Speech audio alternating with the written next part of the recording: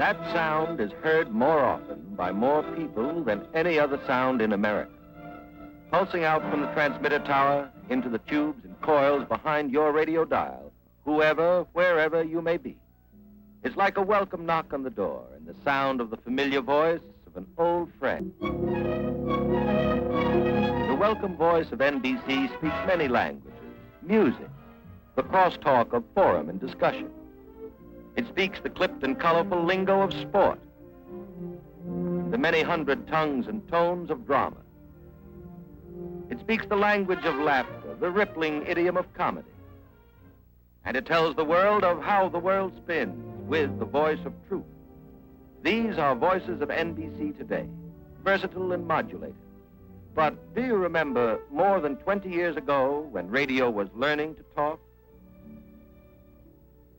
Secretary of State Charles Evans Hughes defended the Harding administration course on the League of Nations today when asked whether it wasn't time for the Republican Party to give the people an unequivocal statement in regard to its position on the World Court.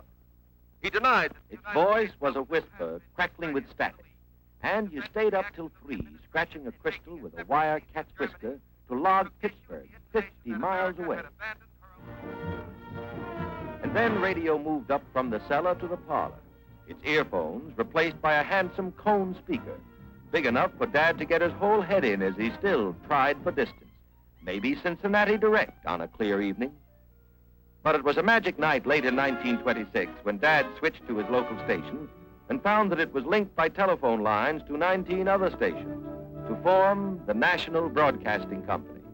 The creation of this pioneer network meant that a broadcast originating from any of these affiliated stations could be heard clearly in the area served by all the others, and always at the same spot on Dad's dial. Now radio was going places, and NBC went with it, extending its network from coast to coast, spanning the nation, to bring the on-the-spot, play-by-play report of Graham McNamee describing the doings in Pasadena's sunny Rose Bowl to winter-bound listeners in New York.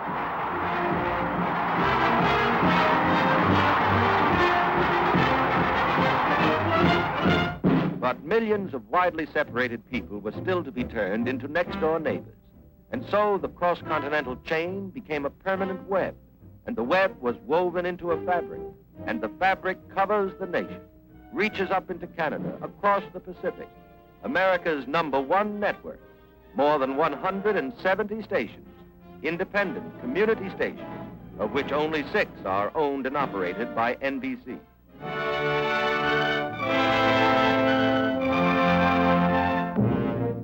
But to affiliates and key stations alike, the industry's focal point is in Radio City, the city within a city.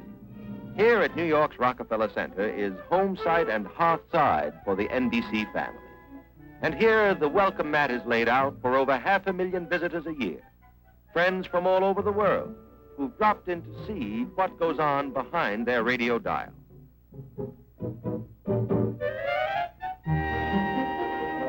The NBC guides would have to be graduate engineers to answer all the questions that people ask on our regular tours about how a radio show is actually put on the air. That was a simpler story in the old days when this antique master control desk took only one man to operate. But today, it requires a whole team to man the panel board. From this room, programs all around the clock are routed over 16,000 miles of leased telephone lines to radio stations all over the nation. This is the nerve center of NBC.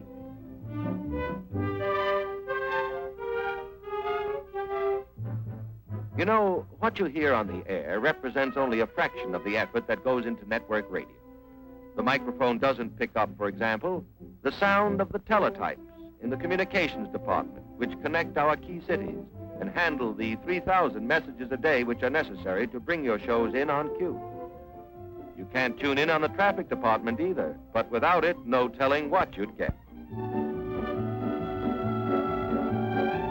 For on this board, every minute of the broadcast day is programmed weeks in advance to be constantly checked and rechecked for split-second transmission to the proper station.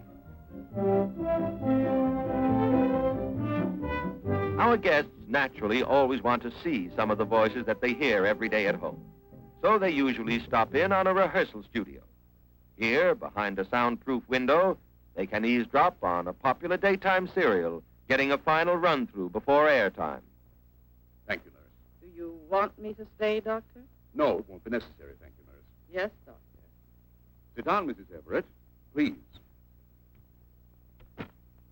Well, Doctor, maybe you found out what's wrong with my husband. Maybe you can tell me about him. All those other doctors... Gertrude, that's Yeah. swell.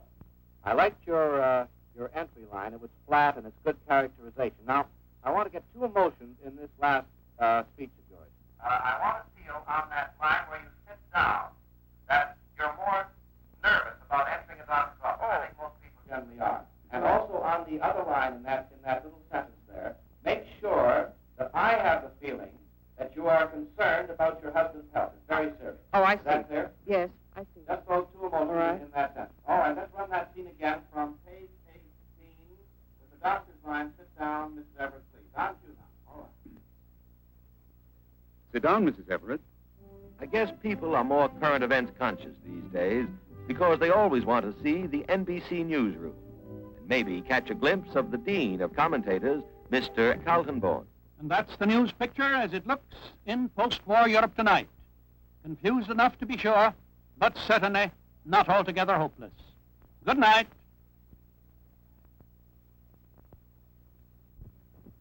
Well, I've just helped turn another day over to history. But history has no clocks and has no calendars. And that's why NBC has provided a room where history can be recorded eternally. That's the newsroom.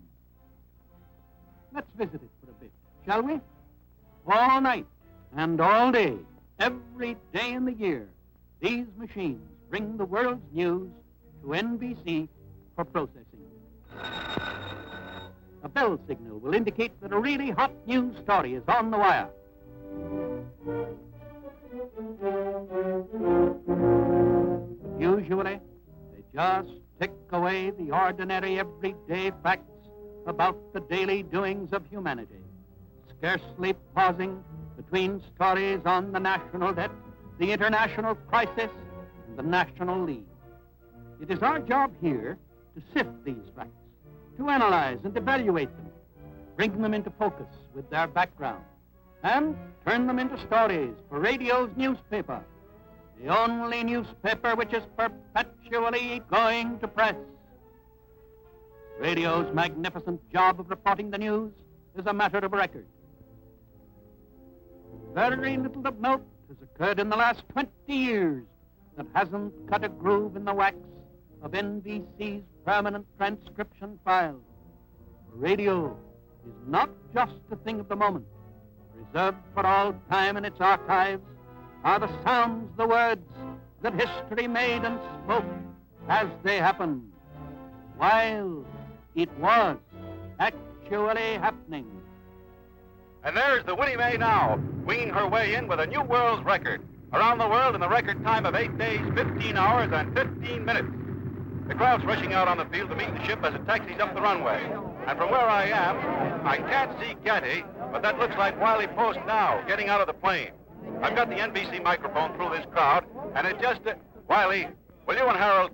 Still, now they've got ropes out of the nose of the ship, and the passenger proper is lining the windows looking down. The first of the plane.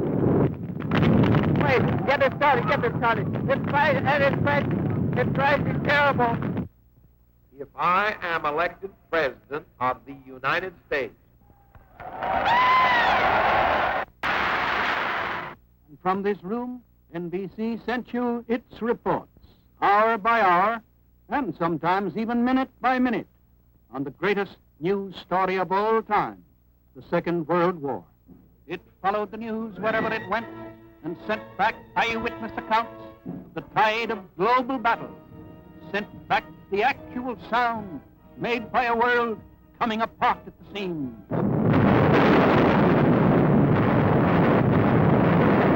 And so today, NBC News and Special Events, mindful of its obligation to keep America informed, has enlarged its facilities so that everyone, in sound of a radio, has his ear to the ground. It is not intended to suspend the decision of the Security Council by an understanding that these answers have to be in before we act. If you looked closely enough behind your radio dial, you would inevitably find people. At NBC, important people. In the mailroom, for instance, the clerks who handle the thousands of letters you write into us every day. More letters than are received in many a good-sized post office. And the people in the information department who see to it that every letter is answered. For modern network radio is more than just a man with a microphone. It is 1,000 men and women performing tasks without which your receiver would be just a silent piece of furniture. Yes, radio is people. Everyone from the man who tells you who's in Studio 8H to the men who make a living slamming doors and breaking dishes.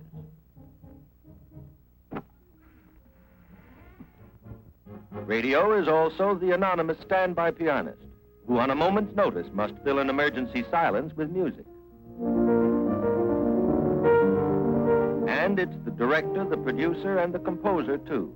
People whose voices are never heard on the air, but who have made NBC's music department the finest in the radio industry. A mass of specialized detail goes into the preparation of a musical program. Every selection must first be investigated for clearance and performance rights.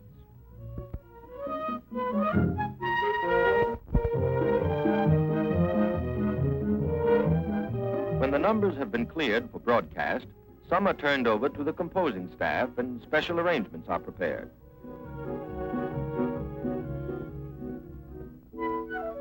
The balance of the program may come from orchestrations on file at NBC, the largest and most complete working music library in the world, containing everything from swing to symphony.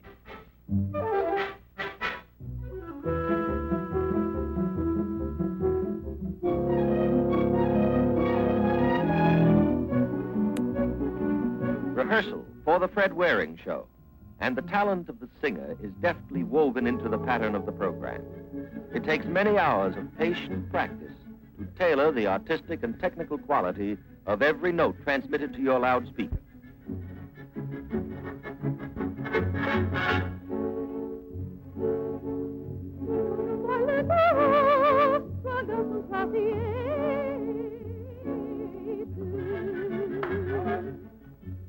Rehearsing, revising, rewriting, time to the relentless sweep hand of the stopwatch. And finally, they're on the air. Fred Waring and the Pennsylvanians broadcasting today from Radio City in New York. And here to greet you on this nice Thursday is your host, Fred Waring.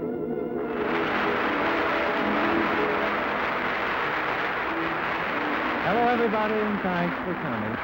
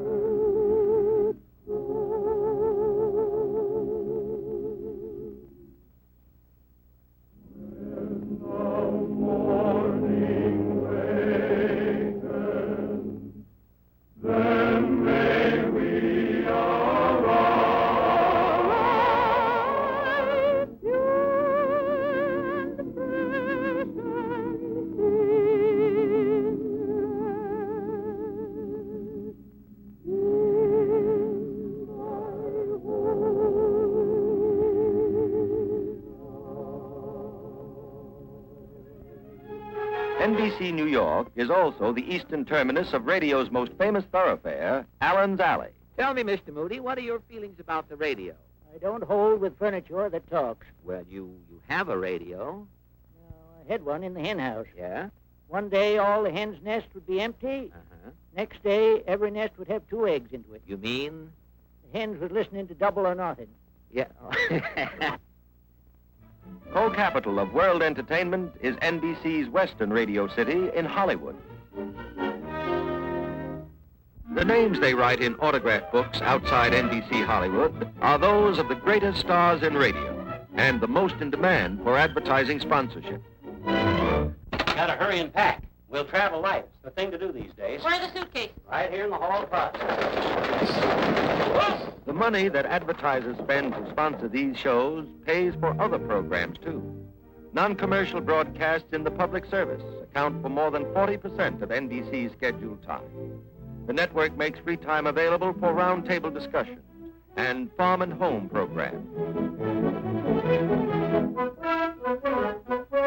It provides regular facilities, free and impartially, to the 3 major faiths. And it divides the air fairly and without cost, so that the voices of labor, management, and agriculture can all be heard. But neither network nor sponsors ultimately decide what you shall hear. To determine the most popular types of radio entertainment, NBC engages in constant research by telephone. Hello? This is the program rating service. We are conducting a survey of radio listening. Were you listening to your radio just now? To what program were you listening, please? By careful attendance to the wishes expressed in letters sent in by listeners all over the world. By carefully worked out scientific tests. Ladies and gentlemen, we have invited you here to participate in testing a proposed radio program. We want you to register your approval or disapproval at various points in the program on those reaction sheets that you hold.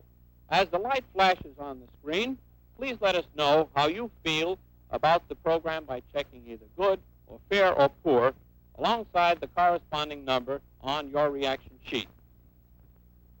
And by direct contact. A kind of a program you'd recommend for your child or your grandchildren. Amusing? Amusing. Interesting to the children. Entertaining for them. I think that was very nice for children, but I don't believe that a great many grown-ups would care to listen to it. How did you feel? You've heard these older folks say it's a good program for youngsters. How do you feel being a youngster? Well, it was boring at first, but then it got a little interesting as it went on in history. All right, you feel perhaps the program is a little childish. That's right. NBC's obligation to its listeners is founded on its basic respect for the American home. All material for the microphone is examined in the light of a zealously guarded code. The ordinary standards of good taste and public conscience incorporated into the network's program policy. For NBC knows that vigilance is the price that radio must pay for its stewardship of the air. It knows that responsibility is the first obligation of freedom.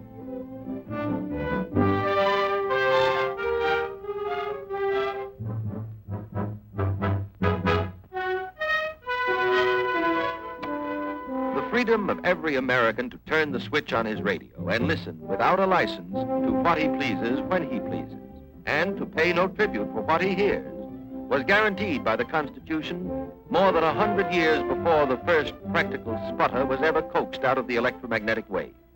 The freedom of the air in America is inalienable. To extend this American freedom into new and uncharted wavelengths, NBC in 1941 established the first commercial television station in the country, began immediately to expand it into a network. Adding sight to sound, it opened an electronic window, rang up the magic curtain, and ushered you to the first row, to the best seat in the house, your own easy chair.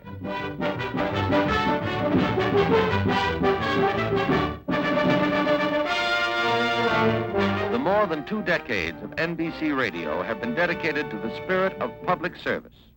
Now, in bringing television, network television, out of the laboratory and into your living room, NBC rededicates itself in this same spirit to to provide the greatest medium of mass information and mass entertainment in the world. So that radio or television, if you look behind your dial that is set at NBC, you will find that you are tuned in on today and focus on tomorrow.